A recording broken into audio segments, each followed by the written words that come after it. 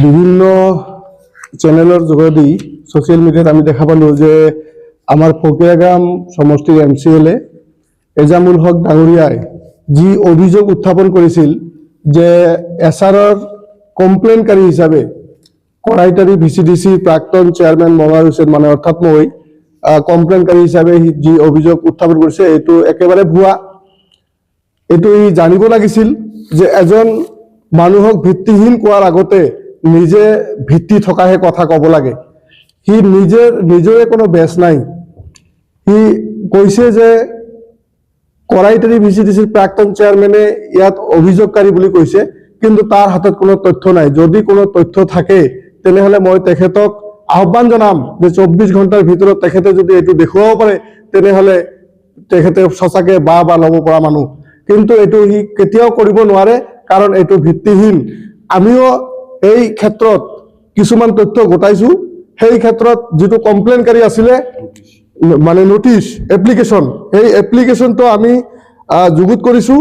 সেই এপ্লিকেশ্যনটো আপোনালোকে চাওক। এই এপ্লিকেশ্যনটো বাউসুংগুৰি সমষ্টিৰহে এজন মানুহ মনোৱাৰ হুছেইন, আৰু তেখেতৰ ইপিক নম্বৰ আৰু ফোন নম্বৰ ইয়াত দিয়া আছে।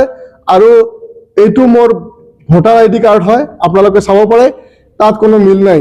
যিটো ইপিক নম্বৰ আছিলে সেই ইপিক নম্বৰ মতে এইখন হয়, আৰু ইয়াত এই ইপিক নম্বৰ মতে এই মনোৱাৰ হুছেইনৰ দেউতাকৰ নাম সোনাউল্লাহ আৰু তাৰ পুলিং ষ্টেচনটো হৈছে কৰাইতলা কালীচৰণ LP স্কুল, মানে অৰ্থাৎ এই এজামুল হক ডাঙৰীয়াৰ একেবাৰে নাইবাৰ। হয়তো যিহেতু তাৰ মমায়েকৰ ঘৰ সেইখন গাঁৱতে, হয়তো তেখেতৰো কোনো ধৰণৰ ৰিলেটিভ হ'বও পাৰে। আৰু তেখেতে মোৰ নামত যিটো অভিযোগ তুলিছে এইটো একেবাৰে ভিত্তিহীন। আপোনালোকে এটা বস্তু চিন্তা কৰক, সি ৰাইজক ঠগি আছে আৰু আগতো মানে আগলৈকে ঠগাৰ যিটো ষড়যন্ত্ৰ কৰিছে এইটো আপোনালোকে এই ছ'চিয়েল মিডিয়াৰ যোগেদি বা আপোনালোকৰ যোগেদি মই ৰাইজক আহ্বান জনাব বিচাৰিছোঁ, ৰাইজে যাতে সচেতন হয়, তেখেতে যাতে ৰাইজক ঠগুৱাব নোৱাৰে। এটা বস্তু চাওক, আমাৰ চেণ্ট্ৰেল ছেক্ৰেটাৰী মাইনৰিটি চেলৰ তেখেতে কৈ গৈছে